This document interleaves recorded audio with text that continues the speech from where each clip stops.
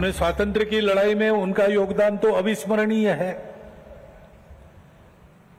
परंतु स्वतंत्रता के बाद भारत कैसा हो, भारत का जीवन किस प्रकार के तंत्र से चले, उसके बारे में विचार देने वाले हमारे जो उस समय के दार्शनिक नेता थे, उनमें उनका स्थान अग्रणी है।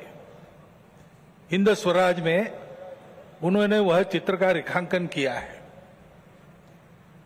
और सादगी, विनम्रता और प्रामाणिकता के प्रतीक, और जिन्होंने देश के लिए अपने प्राण अर्पण किए, ऐसे स्वर्गीय लाल बहादुर शास्त्री जी, उनकी भी आज जयंती है। भक्ति, समर्पण और देश सेवा के ये उत्तुंग उदाहरण व्यक्तिगत और राष्ट्रीय चारित्र कैसा होना चाहिए, इसके आदर्श हमको मार्गदर्शन करते हैं। और आज की परिस्थिति का अगर हम विचार करते हैं तो हमारे ध्यान में आता है कि यह परिस्थिति भी हमसे इसी प्रकार के जीवन की अपेक्षा कर रही है।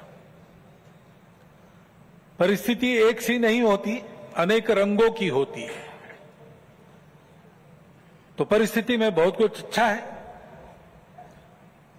इसलिए बीता कालावधि 1 वर्ष का हमारी आशाएं और विश्वासों को भी दृढ़ करता है और हमारे सामने पुरानी और नई जो चुनौतियां उपस्थित है, उनको अधिक स्पष्ट करने वाला भी वही कालावधि है।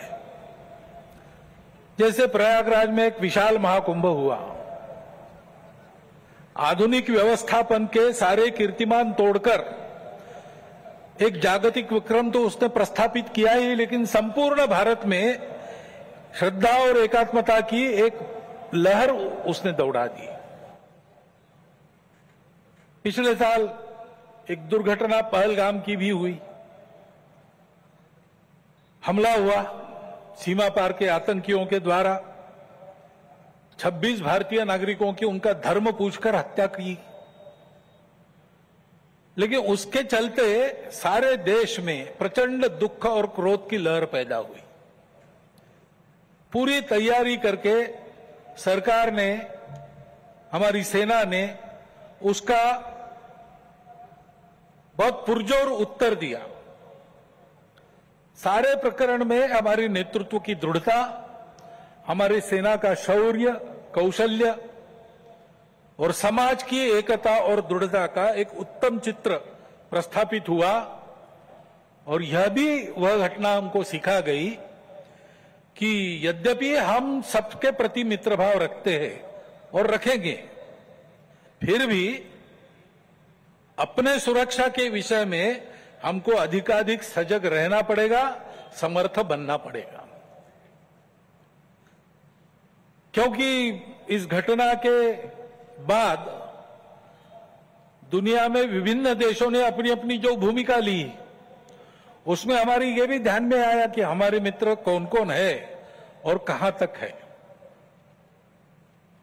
देश के अंदर भी अशांति फैलाने वाले असंवैधानिक उग्रवादी या संविधान विरोधी कहिए उग्रवादी नक्सली आंदोलन पर शासन और प्रशासन की दृढ़ कार्रवाई भी हुई और उनके अनुभव से उनके विचारधारा का खोखलापन और उनकी क्रूरता का अनुभव होने के कारण समाज भी उनसे मोहभंग होकर विमुख हो गया।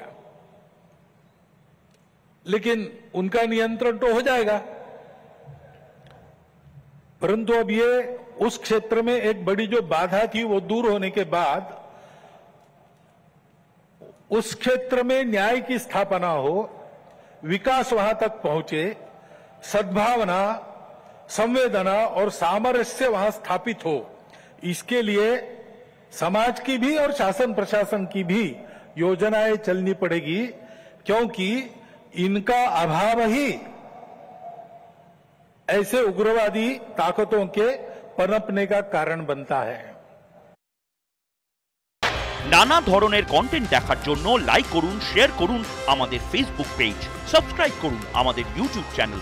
পাশাপাশি অন্যান্য ব্রেকিং নিউজের জন্য অবশ্যই চোখ রাখুন রিপাবলিক বাংলায়।